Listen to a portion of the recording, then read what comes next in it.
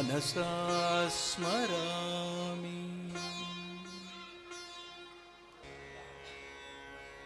श्री गुरु चरणों को बारंबार नमस्कार करते हुए इस मंच पर विराजमान आचार्य महामंडलेश्वर जी, आए हुए भक्तजनों और गौ सेवा समिति का सभी सदस्य लोग, कल भी कहा प्रतिनित्य तो ये बात तो कहते रहता हूँ, हमारा भाग्य है इस क्षेत्र में रामायण कथा हो रहा है।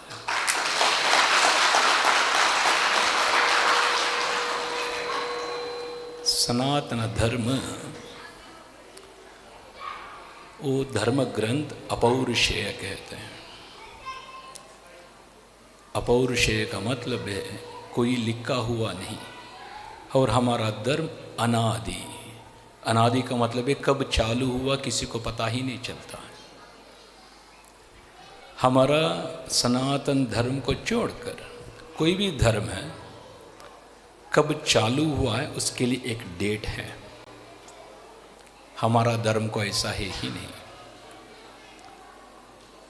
अपौरुषेय उसको बहुत लोग समझ नहीं पाते। वेदों को बाद में ऋषि मुनियों ने उसको थोड़ा मतलब है थोड़ा सिंप्लीफाइज कर और एक ग्रंथ लिखकर उसको स्मृति कहते हैं। एक श्रुति, श्रुति का अर्थ है वेद, बाद में स्मृति। स्मृति के बाद आता है पुराण। व्यास महाराज जी ने लिखा हुआ अष्टादश पुराणे, अष्टादश उपपुराणे। बाद में इतिहास कहते हैं, महाभारत और रामायण को हम इतिहास कहते हैं। मगर रामायण आदि काव्य, इसको वो टाइटल है। वाल्मीकि जी ने पहला जो लिखा था उसको आदि काव्य, इसका मतलब है उसके पहले दूसरा काव्य नहीं था, आदि काव्य। वेदों में क्या क्या उल्लेखित किया है वो हमारे शास्त्र के मुताबिक श्री रामचंद्र जी ने मर्यादा पुरुषोत्तम जीवन बिताया। उनका जीवन चरित्र को वाल्मीकि ने जब लिखा है उसको आदि काव्य कहा। राम कथा, राम का अर्थ क्या है? रकार निवर्तक कहते हैं। रा शब्द निकाल देता है, किसको निकाल देता है? माँ। मदमात्सर्यादि गुण क्या है हमारे अंदर, उसको जब निकाल दिया हम लोगों ने, सभी व्यक्ति राम बन जाता है। वो राम कथा, जब वाल्मीकि का कथा तो आपको जानते ही हो आप लोग, वो डकाइत था, लुटेरे था वो। नारद जी, एक गुरु उनके सामने आया। नारद जी आए, उनको भी लूटने के लिए आया था उन्होंने। नारद जी ने कहा आप क्या कर रहे हो वो गलत है, बहुत पाप लगता है आपको, ऐसे भी मत करना। कहा नहीं नहीं नहीं, मेरा संसार के लिए मैं कर रहा हूँ, मैं पाप तो नहीं कर रहा हूँ। कोई भी भागी होगा, मेरा पत्नी बाल बच्चे सभी भागी होगा, मेरा भाव बाप सभी भागी है। नारद जी ने कहा कोई भाग नहीं लेता आपकी पापों में, जाकर पूछ कर आ जाए। नारद जी उधर ही खड़े, वो भागा, उनके घर भागकर सबसे पूछा मैं आप लोगों के लिए लूटपाट कर रहा हूँ। एक महात्मा आया है, महात्मा ने कहा आप बहुत पाप इकट्ठा कर रहे हो, इसलिए वो पाप का भागी आप लोग भी हो।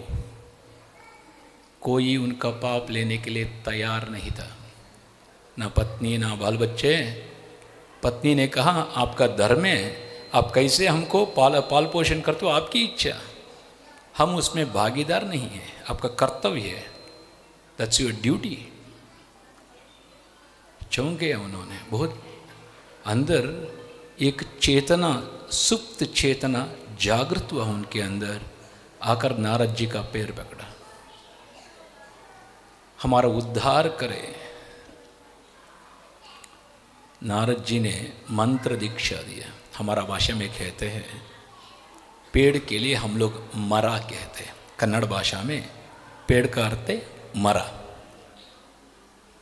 नारद जी ने पूछा, आपको क्या शब्द बोलने में आता है? देखो, पेड़ के पीछे ही मैं चुप कर बैठता हूँ, सिर्फ मर में जानता हूँ, यही आपका मंत्र दीक्षा है। मरा मरा मरा क्या करूँ?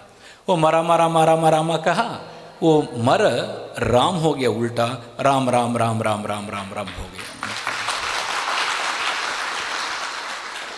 वो राम राम होते होते उनका अंतःकरण शुद्धि हुआ, पहला काव्य लिख। अष्टादश पुराणों की पहले रामायण आया। व्यास महाराज जी ने, उन्होंने भागवत की पहले एक लिखा है। उन्होंने कहा, व्यास महाराज जी ने, जब हम रामायण पढ़ने के बाद, रामायण को में अध्ययन करने के बाद हमारे अंदर थोड़ा हिम्मत हुआ वो पुराणों को लिखने के लिए। ऐसा कहा, रामायण के बराबर दूसरा काव्य है ही नहीं, क्योंकि मर्यादा पुरुषोत्तम कहा। कृष्ण परमात्मा को हम मर्यादा पुरुषोत्तम नहीं कहा, राम जी को कहा। राम जी 14 कला को लेकर अवतरित हुआ, मगर कृष्ण परमात्मा परिपूर्ण 16 षोडश कला को भी लेकर आकर अवतरित हुआ था। कृष्ण का हम लीला कहते हैं, राम को हम मर्यादा पुरुषोत्तम कहते हैं। राम का जीवन देखने में हमको हमारा जीवन बहुत नज़दीक है। वो भी रोया जब पत्नी का हरण हो गया, पेड़ पेड़ को आलिंगन कर रोया था। वाल्मीकि रामायण में इस भी उल्लेखित है। मूल वाल्मीकि रामायण को आने के बाद बहुत लोग रामायण लिखा है। कंब रामायण तमिलनाडु में जाने से आपको कंब रामायण मिलेगा, उत्तर में तुलसी रामचरितमानस मिलेगा, इधर भी कर्नाटक का भी 3-4 रामायण है, पंप रामायण है। अलग अलग रामायण, अलग अलग दार्शनिक लोगों ने, अलग अलग विद्वानों ने अलग अलग वाल्मीकि रामायण का आधार पर ही लिखा है। हनुमान भी एक रामायण लिखा है। जब हनुमान और तुलसीदास जी दोनों गए राम जी को सौंपने के लिए, तुलसीदास जी देखा, देखो हनुमान तो साक्षात राम के साथ ही रहा, उन्होंने लिखा हुआ जब वो एक्सेप्ट कर लिया तो मेरा तो चला जाएगा, मैं बहुत मेहनत कर किया हूँ। उस वक्त हनुमान ने उनके ऊपर कृपा की, उनका रामायण नहीं दिया। तुलसी रामायण को भी श्री राम जी के पास गया। कितना तुलसी रामायण प्रचलित है, उतना वाल्मीकि रामायण भी प्रचलित नहीं हुआ है आजकल। ऐसा तुलसी रामायण को महाराज जी ने आप लोगों को ज्ञान देने के लिए पहले ही कहा, राम कथा का अर्थ निवर्तक। निवर्तक क्या है? हमारे अंदर हुआ मकार, माँ से अरिषड्वग, मोह मद मात्सर्यादि अहंकार आदि को निवर्तक, हटाने वाला कौन है? वो सिर्फ श्री राम है। जब योग वासिष्ठ में जब देखते हो, योग वासिष्ठ का श्लोक रामायण का श्लोक को भी ज़्यादा श्लोक है योग वासिष्ठ में। वो परिपूर्ण वेदांत ग्रंथ है योग वासिष्ठ। वशिष्ठ जी ने श्री रामचंद्र जी को, उन्होंने राजा होने की पहले वेदांत का ज्ञान का बोधन किया था। जब एक बार ज्ञान परिपूर्ण हो जाए, वो किसी तरह व्यवहार करे, राजगद्दी में बैठे, व्यापार करे, संसार करे, डॉक्टर करे, इंजीनियरिंग करे, चपरासी का काम करे, कोई भी काम करे, बहुत शुद्धता से करता है, निर्मलता से करता है। उनके मन के अंदर कोई चंचलता नहीं आएगा, उद्वेग नहीं आएगा, प्रशांतता से वो संसार जीवन बिता देता है। इसलिए कौन श्रद्धा से इस रामायण को देखता सुनता है, उनको परिपूर्णता ज्ञान हो जाता है, वो आनंद से जीवन बिता देता है। ऐसा परिपूर्ण ज्ञान महाराज जी ने आप लोगों को देने के लिए इधर आया है। रामायण परिपूर्ण, अभी कल को भी आज थोड़ा ज़्यादा लोग आया है।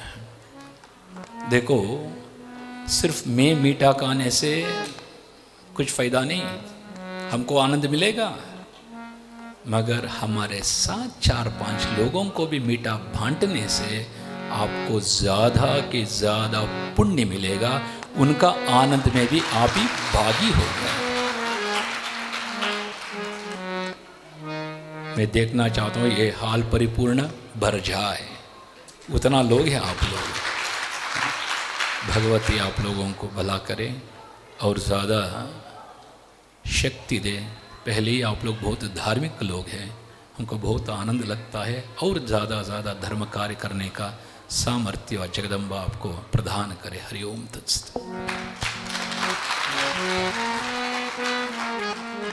आइए